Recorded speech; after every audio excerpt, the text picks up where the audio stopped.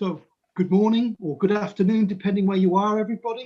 The warmest of welcomes to the over 300 of you joining us around Europe and beyond in our audience via this virtual platform for the fifth and final session in Eurometau's Raw Material Dialogue series this week in support of the EU Raw Material Week 2020.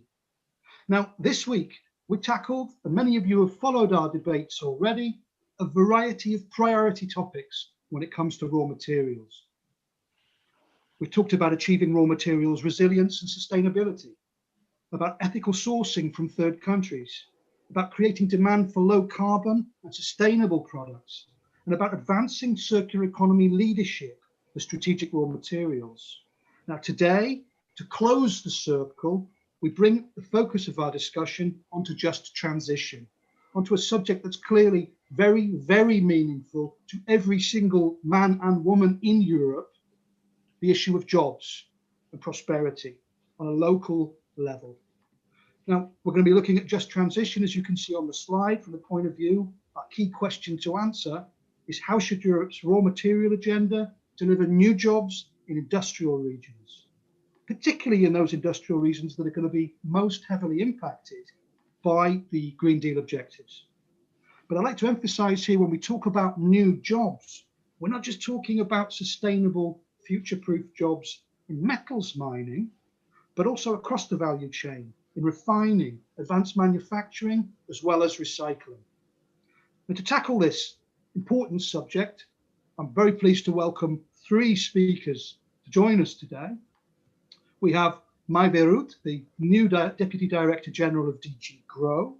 I'm very pleased, Maïve, that you could join us today in this concluding session of our Raw Materials Dialogues to share DG GROW's views not only on the potential for new job opportunities within the raw materials agenda, but also importantly, practically, how we can realise this potential compliant with Green Deal policy as well. And we're also joined by Radoslav Zidok, the Director of Regulatory and Strategic Analysis at KGHM, a Polish multinational, a major copper and silver producer for over 50 years in Europe, with over 32,000 employees globally.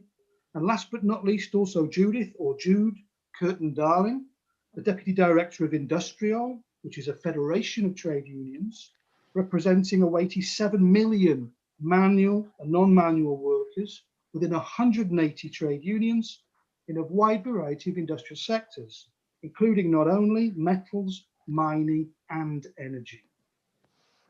Now, how are we going to approach our debate? Those of you that have followed us this week won't see this slide as a surprise. We're going to kick off with me opening with a question to each of our speakers in turn to get their initial impulse statements or initial starting views in our discussion. Then, with the aid of you, our audience, and your questions coming in, we're going to have a debate on this key topic and keep that debate rolling until the last 5 minutes or so. I'll give the floor back to our speakers just to make their concluding comments. So let's get straight down to business with our debate today. Here you see a screenshot, or it's gone now, but a screenshot of how you can contribute your questions via our platform. So very good morning, Maïve, Radoslav, Jude, thank you for joining us. I'm going to go straight over to you, Maïve. I think our audience are very interested to hear from you and DG GROW on this topic. So with this in mind, I have a question for you. So where does Europe's raw materials agenda have this potential to create new job opportunities, particularly in those regions most impacted by the climate transition? And at the same time, how can we realise this potential and make sure that the jobs that we can create are compliant with the Green Deal's climate neutrality and its zero pollution ambition? Thank you a lot, and thank you for giving me the opportunity to be here with you today. Well, as I just mentioned before we got started, it's one of the very, very first opportunities for me as the Deputy Director General in DG GROW to address our dear stakeholders. So I'm happy to be here and to talk about the raw materials and particularly the action plan on critical raw materials, which we have recently adopted, so only in September. So as you have already nicely put it, the challenges ahead of us are quite substantial. Europe is very eager to move ahead towards climate neutrality. This is not something new. I'm sure our stakeholders know it very well, but perhaps you haven't necessarily noticed that we are even stepping up our ambition, and the aim now is minus 55% cost, minus 55% reduction, which is actually a really an important milestone for all of us to deliver. So as to the action plan on critical raw materials, of course, this is there to outline how the security, sustainability challenges for the Europe's material material supply can be addressed. And we will realize that there is, of course, a global competition for raw materials, and particularly for those raw materials which we will need for a green transition. So the plan which we have adopted in September actually is looking at how can we as Europe, as continent, really address these issues while also creating jobs, maintaining jobs in these regions which are most affected by the transition to climate neutral Europe. So two actions I think are particularly relevant for this audience today, and particularly relevant also from the point of view of creating new jobs. So the first one is to look at the map of Europe and to identify mining and processing projects which are perhaps already somewhere in the planning, or where at least good opportunities stand, so that this could become operational already by 2025. And you people who are in the mining industry realize this 5 years deadline, or even less than that, 4 years deadline, is quite a short time for these operations to begin. So we are looking at where are these opportunities, particularly in the critical raw materials area, and we would like to give priority to coal mining regions in this search for such mining and processing projects. And second relevant action is the launch of the European Raw Materials Alliance. And their idea is to look how can we mobilize long-term investments, which would be necessary to really making such raw material procurement and production operational in EU. So now on this slide, which we have put up, I found it actually quite interesting, and we keep the same. I found actually quite interesting to compare what opportunities there are. So this Just Transition Fund, as you recall, are the areas where Europe sees that we have to support these regions coming from coal and heavy industry background to go through this transition period. And these are on this slide with this green kind of a marking. And then you see also our preliminary critical raw materials map. And of course, if you put these two things together, you see that there is quite a lot of cohesion between these two maps. So we see that there are great opportunities in many of these regions to really go and start using these mines for critical raw materials in Europe. So we are thinking in terms of transforming this great potential into viable operating projects. But we also realize, and some of you who are maybe looking at these maps more precisely, you will realize that we will need to do a bit more exploration efforts, since possibly not everything is yet detected. And you see also we say here it's a preliminary overview. Some countries such as Poland perhaps will see that some further dots are missing. Also in my own home country, Estonia, we probably should have a dot there in the, identifying some of the existing opportunities. So we believe that we have to do a bit more exploration where such raw materials exist and where possible projects exist, which could be brought forward. And furthermore, another element is not only the primary raw materials, but certainly also looking for the secondary, so the mining waste that could be reprocessed. And this could certainly then contribute to the European goals of circular economy and reducing environmental impact. let's also look at the slide, the next slide I have here, which shows an overview of how the battery alliance, which of course is there to speed up the battery production in Europe. Where do they see opportunities for getting raw material? This is also actually a very interesting map, I find, where again we need extraction, processing, manufacturing, and all of this to speed it up in Europe to really catch up with some other parts of the world. We have to put our efforts and our kind of energy together there. So this map is, I think, is extremely essential. This is something which we find is of critical importance when we talk about Europe moving towards greening and green and low carbon economies. The batteries are going to be a key element there. But certainly beyond battery raw materials, we also realize other critical raw materials are needed, base metals, for example. And this is where the Raw Materials Alliance comes in and starts working on these matters.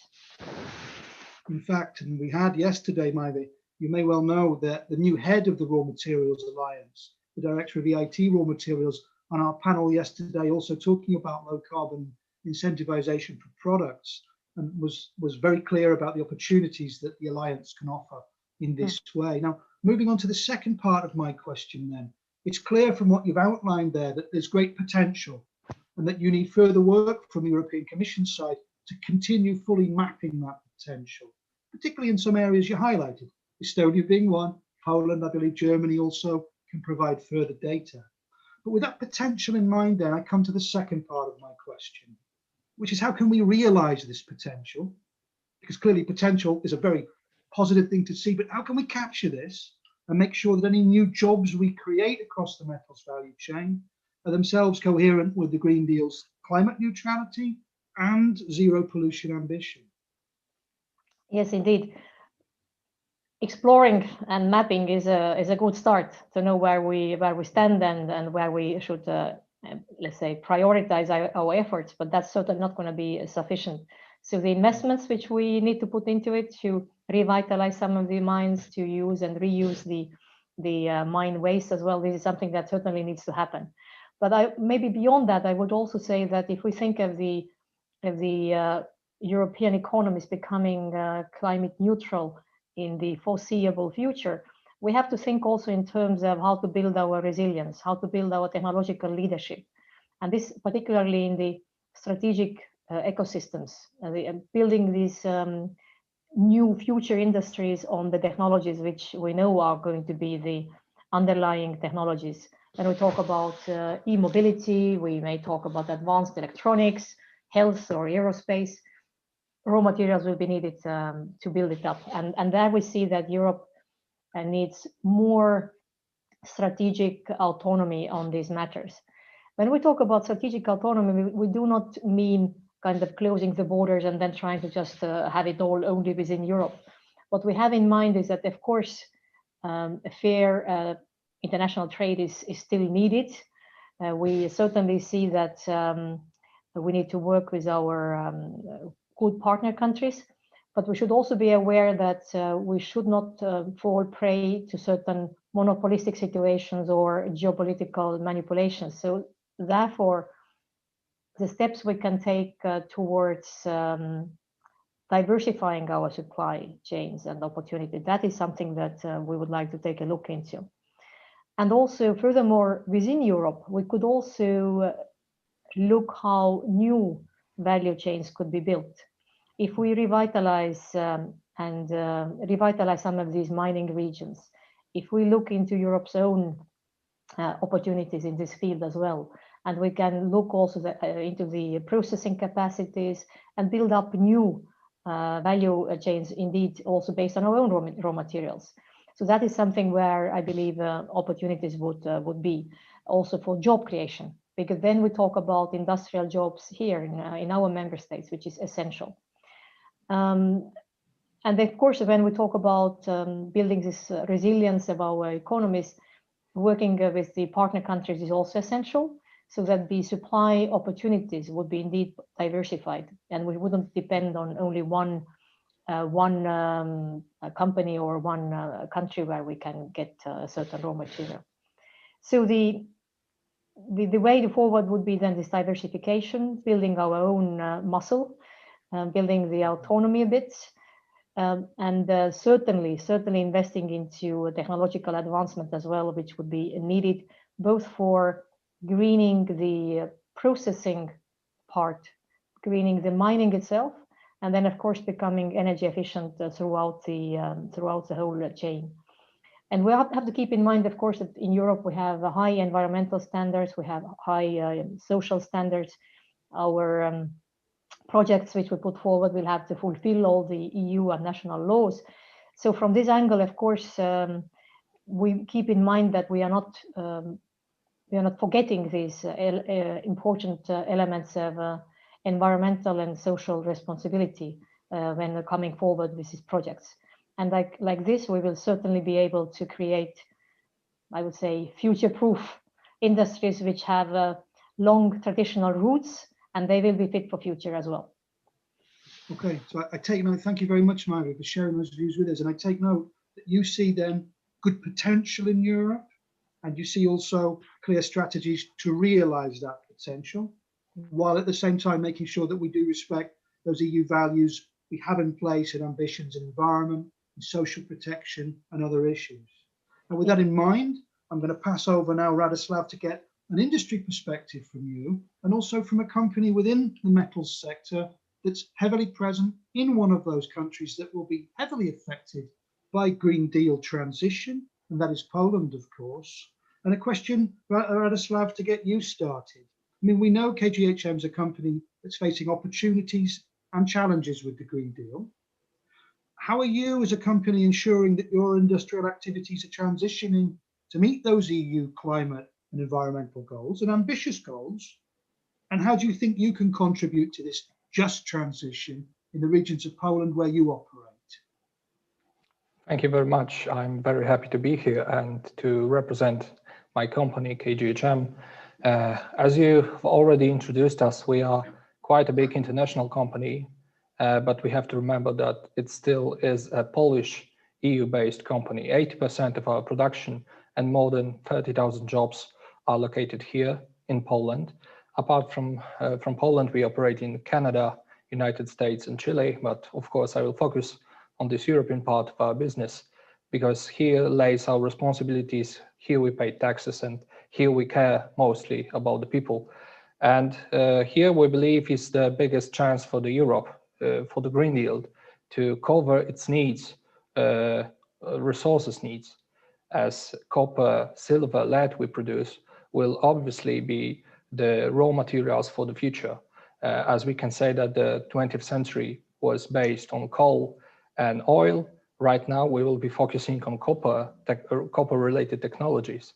As the World Bank says, by 2050, we're gonna need 22 million tons of new copper in our energy sector, let's say, because you can't build a wind farm or a photovoltaics installation without copper. And even though Europe is the best in recycling, it is obvious that it's still not enough metals going around in the circle. We're gonna need a primary production, and we can have more of this production in Europe. And how to make sure that this will be the production we need, this highest standards and the lowest emissions. Right now in KGHM, we are operating based on a strategy that was updated in 2018. We've seen all the trends, all the regulations around us in EU and in the Polish based regulations. We know that we have to transform, we have to be fit for the new era of renewables. And of course, because it will eventually affect the cost we pay for electricity. And to make us somehow reliable on our own sources, we've started a program of developing our own renewable sources in Poland, because we've set a goal for 2030 to reach 50% of cover of the electricity we consume on our own sources. Right now, it's close to 20%, and it is coming from gas steam units, which are working in heat and electricity production. So we deliver heat to the local communities and take the electricity. And it's I'd say, a good first stage and a good transition fuel.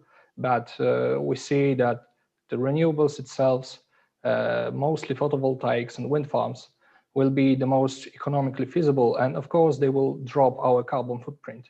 So we are investing quite a lot. And we've just started the first investment near our Glogov copper smelter, which will be close to 6 megawatts. And another one is already underway as well, 8 megawatts.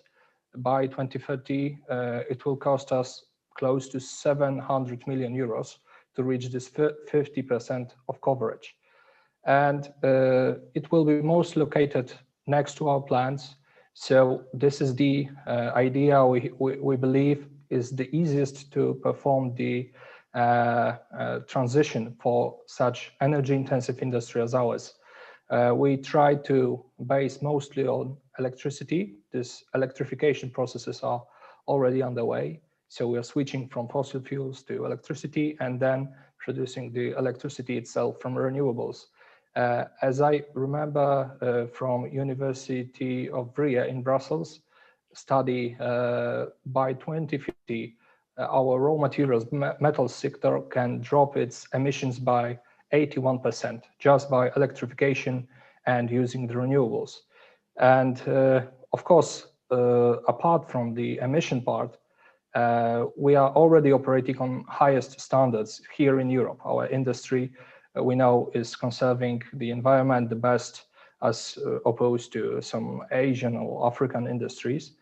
And at the same time, we believe that there are still, of course, some possibilities, but there may be some issues to be addressed first. But before I go there, I would like to say maybe just a little bit about the transition that is happening in Poland, which of course we are a part of. We are operating in Lower Silesia region, almost 100 kilometers away from Wałbrzych.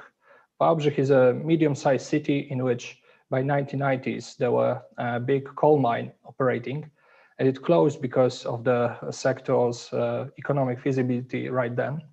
And we've already seen this kind of transition happening in Poland and in our region.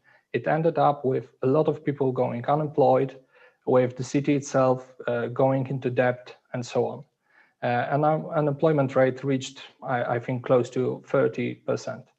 And at the same time, we took some of these coal miners back in the 1990s into KGHM.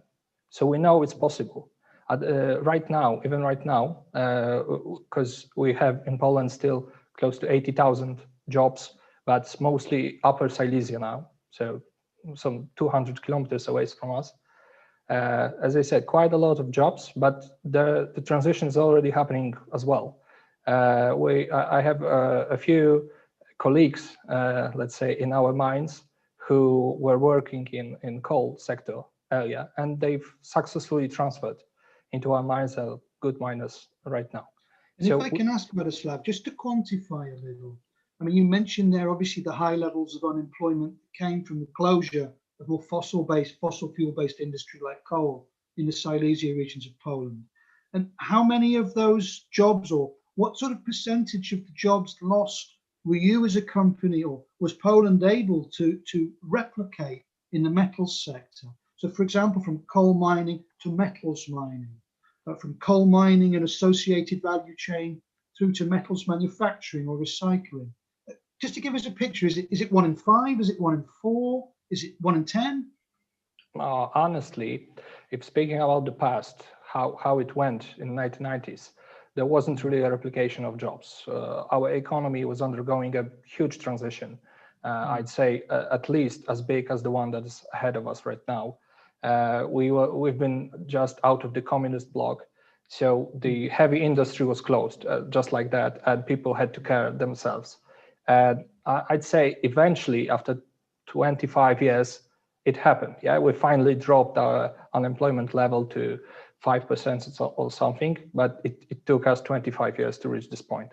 And right now, if I can say anything about the possibilities, when I look at those coal miners, especially those young ones, fresh out of the universities, I believe that the only actual chance for them to keep using the knowledge and the experience is to start working in metals mines, because no other sector is as close to this one. And if you know, we hear quite a lot of in Poland about the possibilities of new jobs for miners, but eventually it will be area retirement for most of them. This is the only actual possibility. And at the same time, then if I've understood, Radoslav, you're saying that you do see, well, we heard from Maivia there about the potential that we have in Europe and the policies in place to drive that potential forward.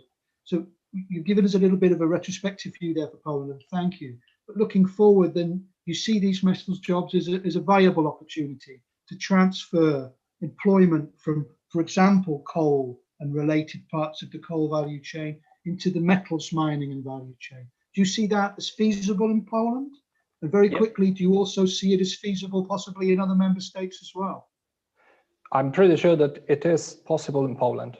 Yes, we have deposits of copper in Poland, in a region north from our current operations, where we can get new permits and open new mines. Seeing that those copper is needed in Europe, I think this is the best option for everybody.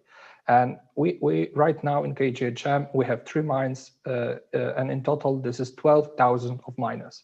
So I believe if we open another mine, it will be at least 2, maybe even 4,000 jobs underground for those coal miners. So I don't really believe there's any other better possibility around. And I'd say that it's quite the same in every European country. Those coal miners won't fit easily into any other jobs. Of course, you can requalify them totally, but it will take a lot of time and a lot of money. And if I may say just one last word, how can this happen? What can we see in this picture that's not here right now?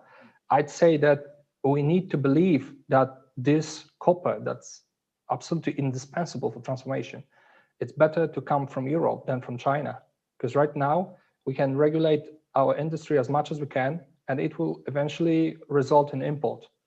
And if you believe that those standards we have in Europe are the best, I believe so, then let's work together on making it more comprehensive, more understandable for us and more understandable for the regulators on how this business works, so we could invest more. Okay. So a real opportunity then, if seized properly, and Maivia was talking about how we can seize the opportunity. So you see a real opportunity then to create these future-proof jobs, and to produce sustainable jobs that are really still compliant with Green Deal objectives. Well, thanks, Radoslav. With that in mind, I'm going to building on what we've heard so far, I'm going to bring Jude in now. Jude, over to you. And Industrial, you've called for a really ambitious raw materials agenda from Europe to deliver a triple win for industry, jobs, and the Green Deal, touching upon many of the points that we've heard from Maivia and Radoslav already. What do you see as the priority drivers for achieving this triple win?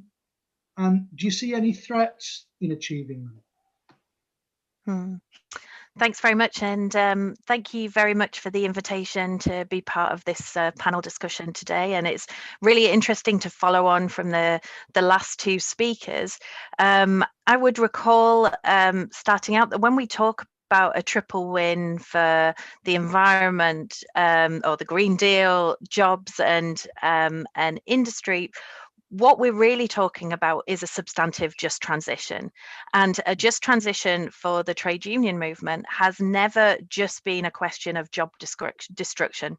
All too often when we talk in Europe and we focus on just transition policies, we focus on the jobs which will be reducing over time in carbon intensive coal mining and other coal related jobs. But for us, just transition and the just part of it is an agenda about job creation and about job transformation as well. So in order to achieve that triple win, what we really need to see is not rocket science in some ways, but proper joined up ambitious industrial policy in Europe. And what we're seeing at the moment are some of those elements being put on the table. We as the trade union movement, we've been calling for many years for a really strong European agenda around raw materials. We know that in a large number of industrial sectors, the question about supply, security of supply and raw material pricing is one of the key issues in terms of the competitiveness of industries. And obviously, once you get into a competition between higher raw materials prices and labour costs, often the pressure turns to workers to reduce their costs in competition with higher raw materials costs. So there's an agenda about good quality jobs in Europe to ensure better supply in Europe to European industries and ensure domestic production as well, domestic extraction, domestic processing, as Radislav and Maiva have set out. But that demands a strong, comprehensive policy framework. So on the one hand, yes, great that we have the launch of the Raw Materials Alliance, great that we have this agenda from the European Commission, but what we need to see is that tied up very, very neatly in a coherent plan with, on the one hand, the policies of DG Regio, of regional transition plans with full participation of all of the actors involved, social partners, trade unions, local communities. On the other hand, we also need to have our international trade policies integrated into that. I mean, our industries are not operating in a vacuum. We don't have the luxury of 10 or 30 years in which we can transition without facing external competition. And if I think about some of the industries who are most concerned with this debate, take for example our members in stainless steel who are being hit extremely hard by a unilateral trade export ban in Indonesia on nickel. We need our trade policy to be tightly tied up together with an industrial policy for Europe, and locally to have then those regional transition plans which then lock into the resources available, not just in the Just Transition Fund, which, if we're very brutally honest, it's not insignificant money, 17 billion euros for Europe. But if I give you a comparison, the German coal phase out program for 4 German coal regions is 40 billion euros. The Commission's initial proposals for 40 coal regions in Europe was 40 billion euros, and the European Council chopped that money down to 17.5 billion. So the pot of money that is dedicated at the moment to this transition in terms of the workforce transition is inadequate, which will mean that we will need to tie up with national recovery and resilience plans as part of the European budget to ensure that really we have policies working in unison and in in a kind of symbiosis, to use a word from the circular economy, to ensure that we get maximum effect. The danger, we are optimistic and enthusiastic about this agenda, partly because it's existential for European industrial workers. The alternative is mass deindustrialization in Europe. And the reality of that deindustrialization brings all kinds of other social and economic implications with it. Depopulation, reduced economic chances, the lost opportunities for individuals and the communities that they live in. So for us, we are behind this agenda very, very clearly. We want to see it as a coherent, comprehensive agenda, pulling together the different levers that we have at European, national and regional level. Because if we don't, we see Europe losing that leadership in technologies, and losing leadership in the technologies, losing leadership in industry will have very detrimental effects for us as a continent in the future. Okay, Jude, well, I think you've raised a number of points there that I'd like to give back to Maivi and Radislav for comment as well.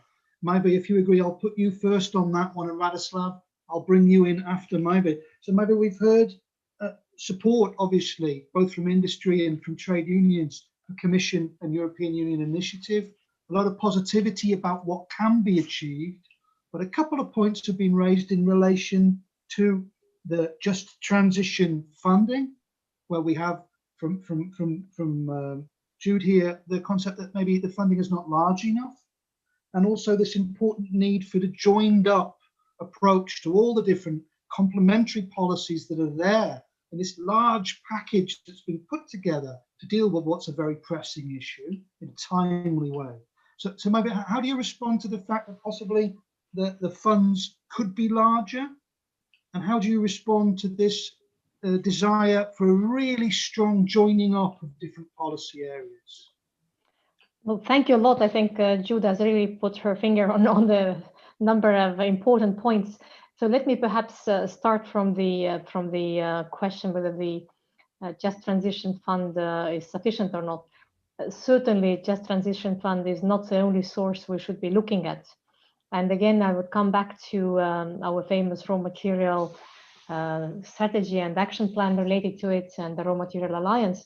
So if we look at the actions which we are putting forward, the first one is around actually gathering the industry into this alliance so that we can be up to date on what the bottlenecks are, that we at the Commission level would be able to also make sure that our policy actions are well informed through the stakeholders. And through this stakeholder alliance, we can also generate, I would say, kind of a pipeline and projects. And even better if these would be multi-country or cross-border, kind of a larger pan-European projects, which could be then presented to the funders, be they, for example, European Investment Bank, be it EBRD, and also, of course, try to tap into other resources, which Commission also has through other programs. So certainly, Just Transition Fund is an important source, but it shouldn't be seen as kind of the single element for funding. And besides the funding, I believe that through this alliance, we will get other, let's say, action points and initiatives which would help to put this whole agenda forward. So that's one what I would like to highlight. A second one actually is around a very important line of work which is ongoing, creating the so-called taxonomy to understand what could be considered green under our Green Deal agenda and what not. And this is a very, very delicate work, and you all understand that the whole life cycle analysis is not kind of black and white. And it's something that the Commission services are working on, and we believe that this will be a critical element as well.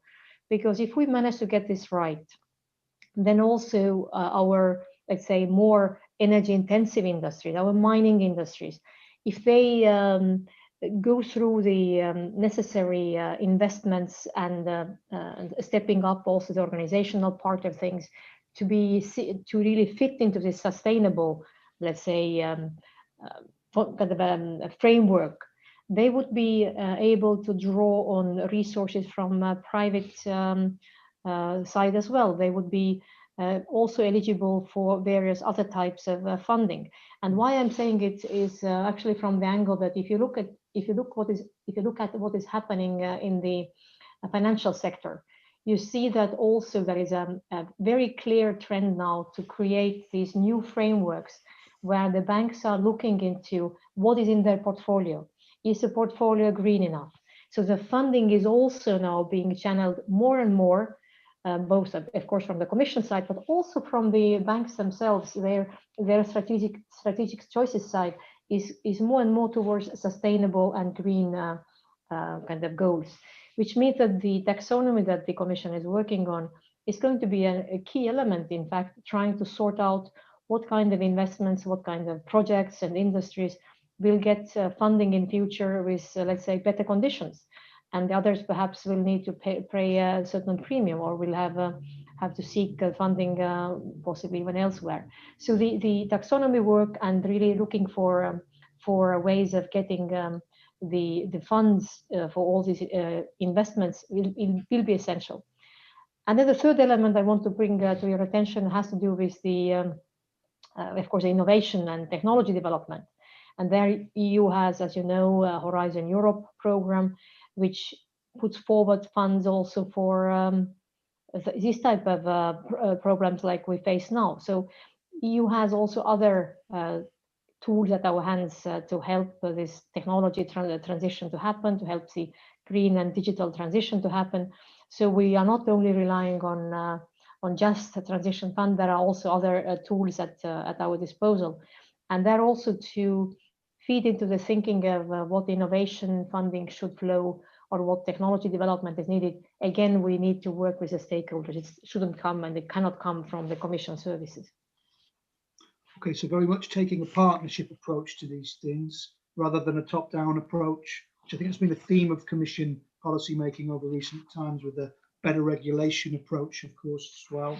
And you're suggesting then that the Just Transition funds should be seen as one of a range of tools rather than the only source of funding. You've mentioned very strongly the idea of the taxonomy that you're working on. Radoslav, I want to put this taxonomy to you.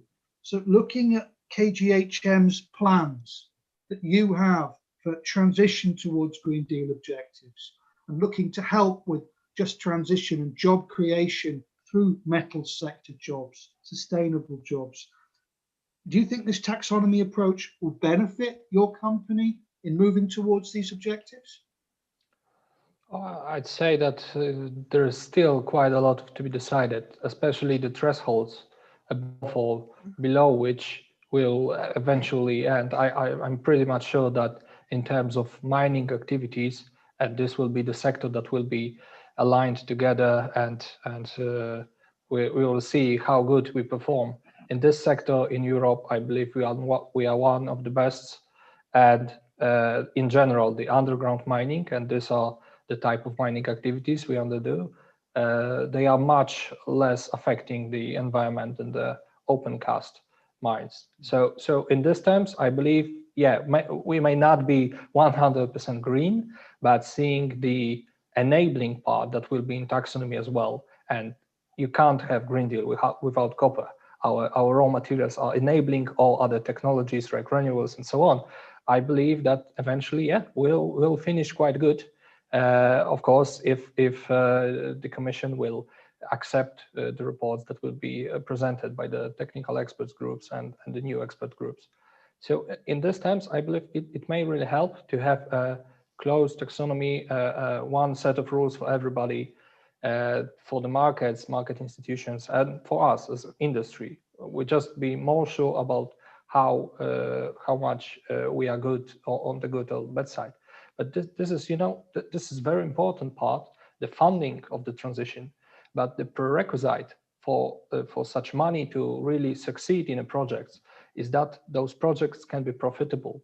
And this is a part that a lot of people forgets, that an activity in Europe, especially in the energy intensive industry, to be profitable, it has to first pay quite a lot of costs that are arising from this high environmental protection standards and other standards, and especially the cost of energy. This is all coming from regulations.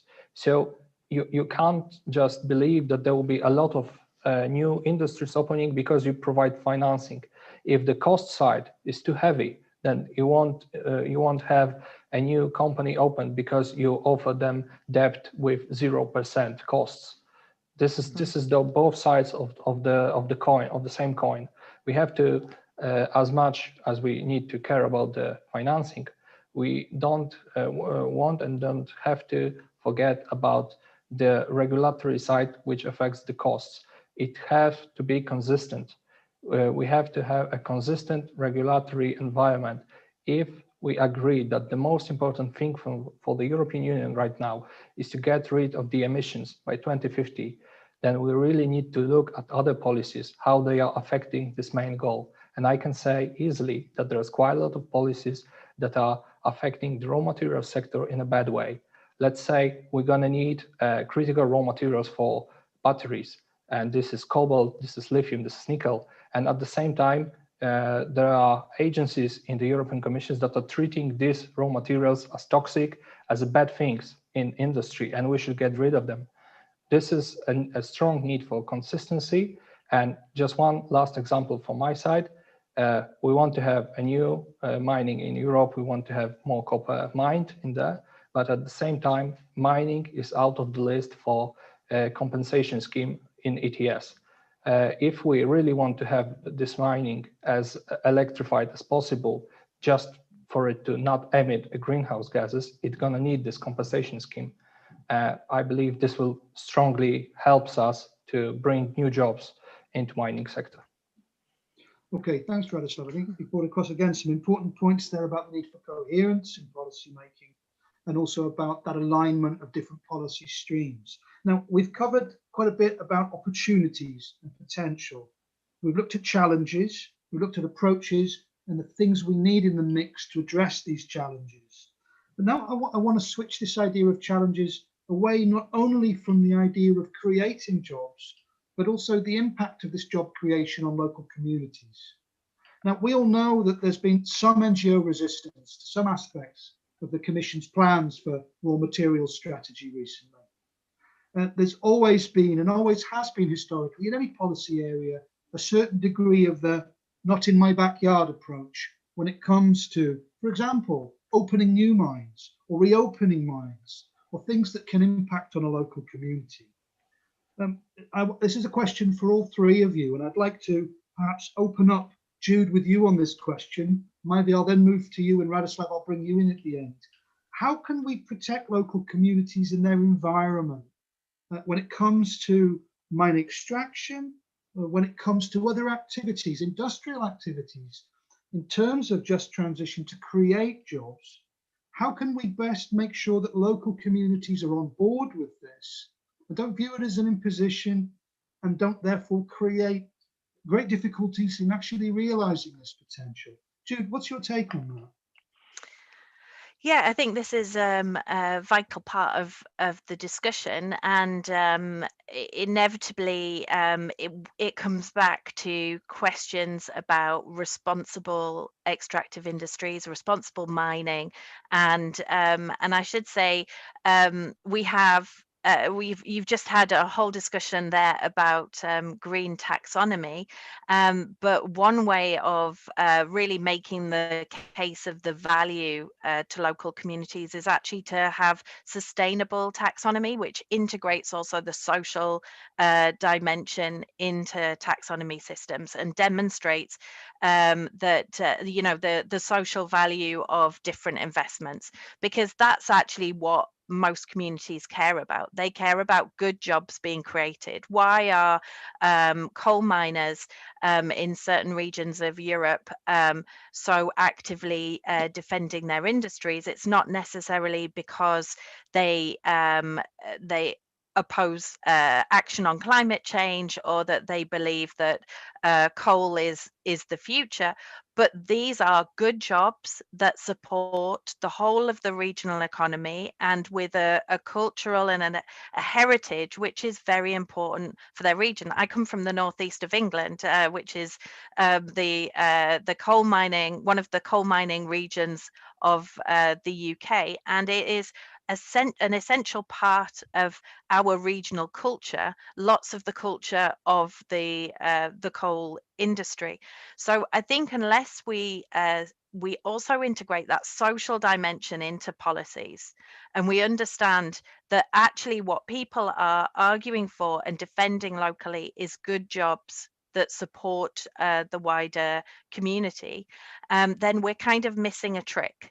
And it's also far more difficult then to make the argument about why the transition is potentially a good and important step. I actually think that Radoslav's example of what's being done in Poland with the copper and silver mines is a really useful one to show that a transition from one part of extractive industries to another part of extractive industries is possible, and that and it can offer a potential for people who are skilled and trained in the professions of mining. So that social dimension is absolutely crucial. Alongside that, I think there's a communication case to be made.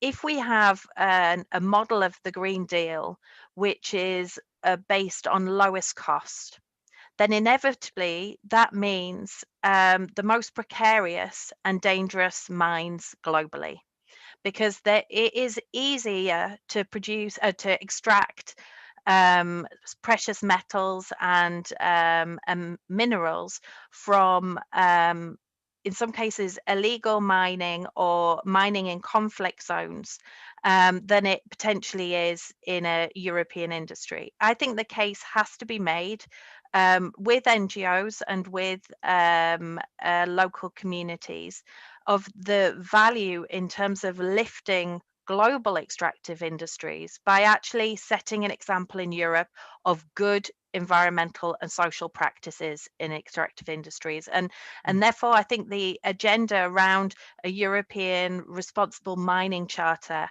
is really, really important also in terms of the global supply chain. And, you know, we have other policy areas. I feel like I'm the ambassador for policy coherence in this event, but we have other policy areas which have a key role to play in this, like the agenda being pursued by Commissioner Renders around mandatory due diligence and human rights in supply chains. We have to think about the messaging which is set out, that these are creating good quality jobs here, extracting the minerals that we need for electrification, that we need for the green transition that many organizations are pushing for, actually is also about raising the level of protection for extractive industry workers elsewhere in the world, and avoiding that we have that cost-based negative spiral, which actually is just mass exploitation and puts further pressure on workers in Europe in terms of their labour costs and their working conditions as well in the long term. You've raised, I think, quite a range of interesting points there, maybe for you to pick up. So sustainability also needs to be integrated with the green thinking taxonomy.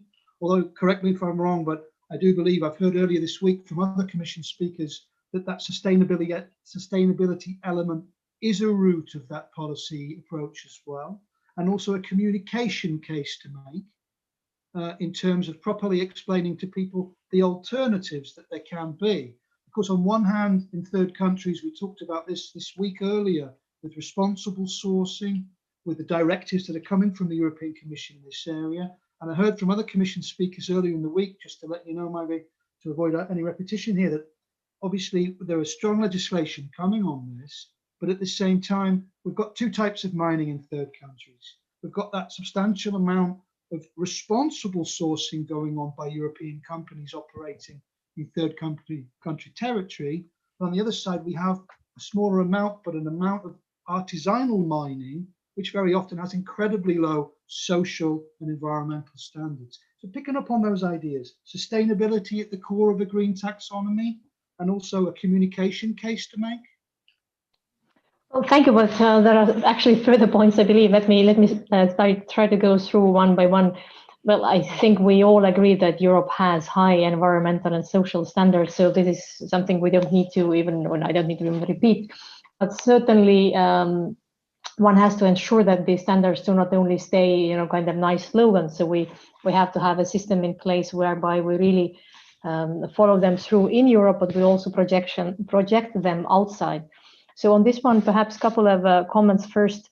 The question whether the high ambition on the environmental side would be detrimental to the competitiveness of our industry is something where we should really make the case that we need to build also the new industry. We need to build this kind of a sustainable industry which can compete also elsewhere. So this is, I think, a point where we shouldn't only look at things from the environmental protection or climate kind of lens, but we should certainly look at it also from the angle of our industries becoming technologically more advanced, going through the process of energy efficiency improvement, going through the process of looking for recycling. So all these good principles which we have, which would require very likely still some further innovation, investments, technology development. And there I think it's essential that the funds will also flow in this direction. Secondly, the question of a fair and level playing field is, I fully agree, this is something where as we raise our standards in Europe, we should also look at where we do our sourcing, and that in this case of these value chains, that also will be these same social and environmental standards at least kept in mind. And on this one, your question whether Europe, when we talk about taxonomy, is looking only at the environment. No, certainly when we talk about sustainable approach, we have all these elements in mind. Also the social impacts, of course, figure as part of the sustainability approach in the Commission. A further point I wanted to make actually about the point that Radoslav made, whether one can go ahead having good low interest debts and then having a project which maybe is not viable from economic point of view. Certainly one will have to build such industries which will also have good chances and viable business, good chances of survival on the market and viable business ideas.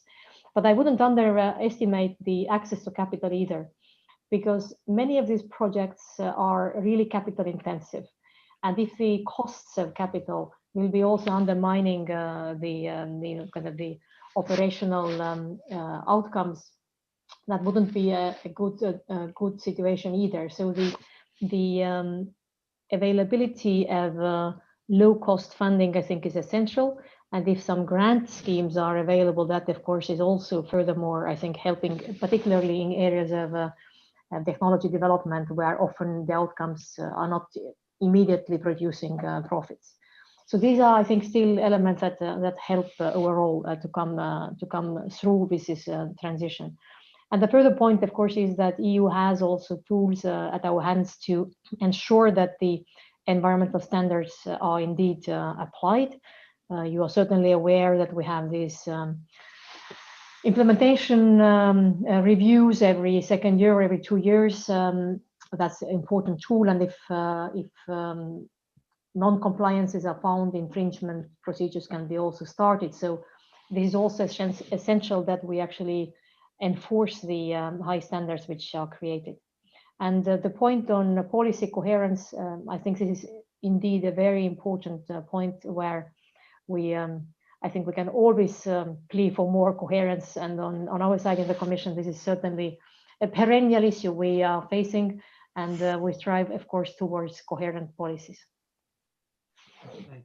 Radoslav, I'm going to bring you in briefly to comment on what you've heard on these few topic areas. And then I'm going to go back to all three of you now, looking at the clock and looking at our time, for some very brief concluding remarks. I'm going to ask you more or less to give us your 1, 2, 3. What do you see as top priorities? What are the most important things that we need to do in assuring this just transition, creating really sustainable jobs, compliant with Green Deal, but with the social dimension also strongly in mind? So Radoslav, over to you, and then we'll go to closing. Thank you. In terms of just transition, we can't forget that it is mostly about the people that can't be left behind. In Poland, we're going to have a huge problem, but it's not only a Polish problem. There's quite a lot of regions like that.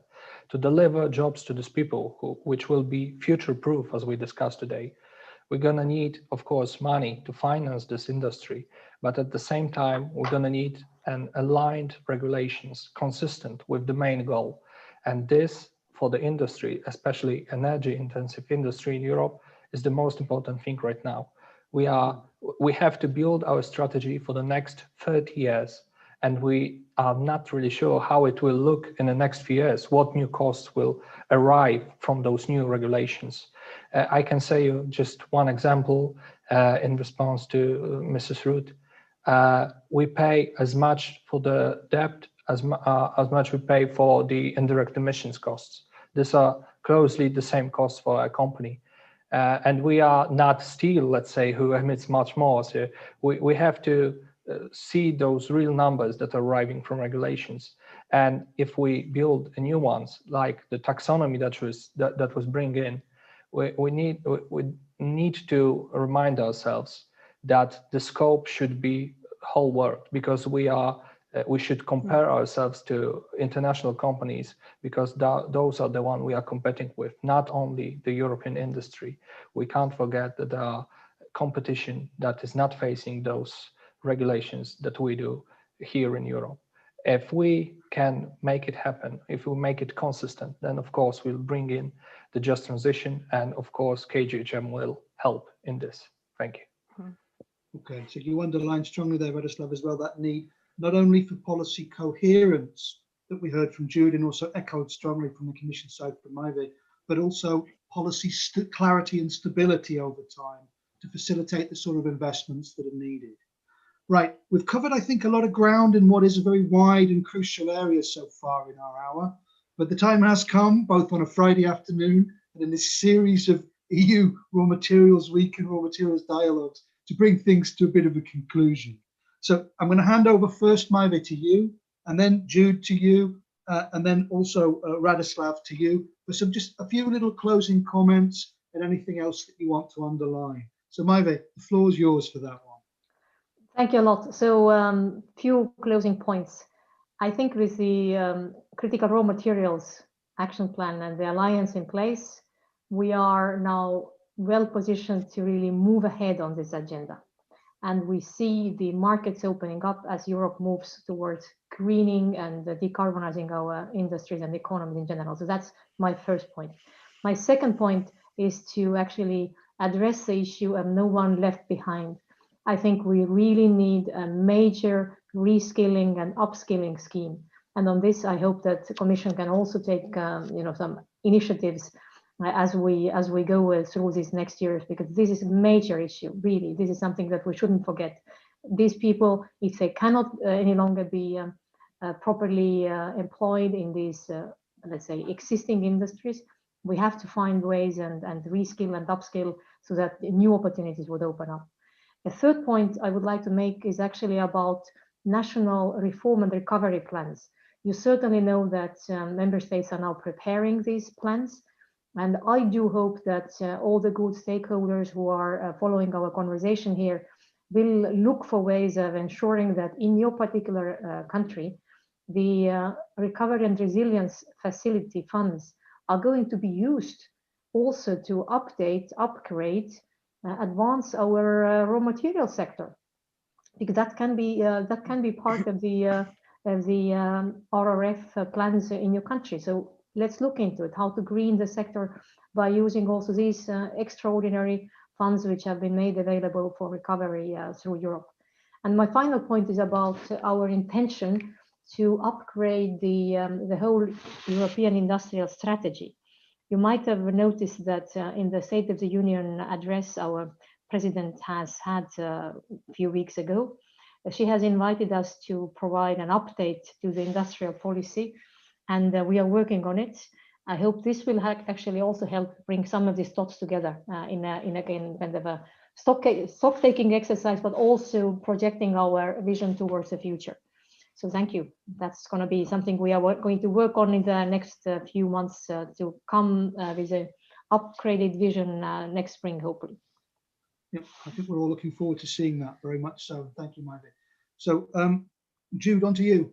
Your brief closing comments.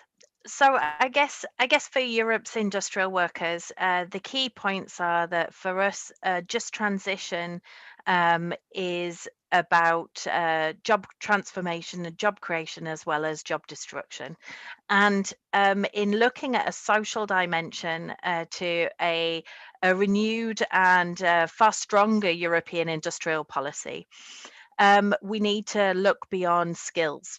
Skills are very important, but skills are not a social dimension. And worker participation and involvement in strategic plans at regional level and in companies is absolutely vital. All too often in this discussion, and we heard it a little bit today in the notion of no one being left behind, workers are seen as the recipients of public policy and not proactive actors in public policy. And the workers and the regions that are most affected by this transition have ideas about how they want to transform and to be part of the transition. And therefore, that voice and that involvement should be a fundamental part of the policy framework, not limited just to a skills agenda. We haven't talked about it very much, but my second point would just be a footnote, if you like, to this discussion. We've talked a lot about the primary extractive industries and mining, but for trade unions, the whole question of the circular economy and urban mining is really vital. And we are missing some of the key instruments which close the bottom loop, if you like, of the circular economy, around recycling measures, around ensuring that Europe uses its own waste effectively rather than exporting our waste. We need those policies to be brought on in more fully, and their questions around job quality and decent work are absolutely vital, because there are parts of the circular economy which are not decent in terms of working conditions. So we need to have a just transition agenda which is about creating good work right across supply chains and in the framework of our policies. And in that way, we as Europe will be able to show the rest of the world what a just transition looks like in practice, and you will get the societal acceptance and buy-in to this broad strategy that we're committed to in terms of the Green Deal and the challenges of decarbonisation. We need that strong social dimension really to guarantee the social acceptance and engagement, and we as trade unions are absolutely keen to be part of the process and part of the debate going forward. Thanks. Okay, good to emphasize, I think, also those opportunities, as you mentioned, not just in mining, but in, as I mentioned at the start, across the full value chain of the metal spectrum. So Radoslav, over to you for your brief comments, just to bring things to a close. Thank you, and thank you for this debate. I'm very happy I had this opportunity. I agree with the closing remarks. And I can only say on behalf of our raw material sector that we are very proud to be taking part in the Green Deal, that our products can bring the Green Deal here in Europe, and at the same time that our companies can bring in the just transition. I believe that seeing how many raw materials we're going to need in Europe to build those new technologies, new industries, and at the same time how our activities, how our industry helping in local communities, how much taxes we pay, we can't forget this. It's good to have such industry here in Europe. It's good to help it to develop and to produce more of these raw materials instead of importing them from third countries. That's my last remark. Don't forget that we are not only the problem, but on the other hand, we can be a huge help for the Green Deal. And let's stay consistent. Thank you. Some great words to finish off, Radoslav. Thank you very much. And thanks on my side as well. A big thank you to Maiveh for joining us, to Jude, to Radoslav, and also a big thanks to the Commission for organising Raw Materials Week 2020, creating a platform for these raw materials dialogues this week. A big thank you to our speakers today, but our speakers all of this week, from the Commission, the Parliament, from other stakeholder groups, industry, civil society, and of course to our audience, the many, many people who follow these debates this week. So opportunities are there, potential is there are pathways in place to help achieve it, but we all, I think, need that stability to keep it going. And as Radoslav mentioned, metals are an enabler, part not of the problem, but also the solution too. With that in mind, I bring this debate and this series of debates to a close, and I wish you all a very nice end to your week, ladies and gentlemen. Thank you very much and goodbye. Bye-bye now. Thank you.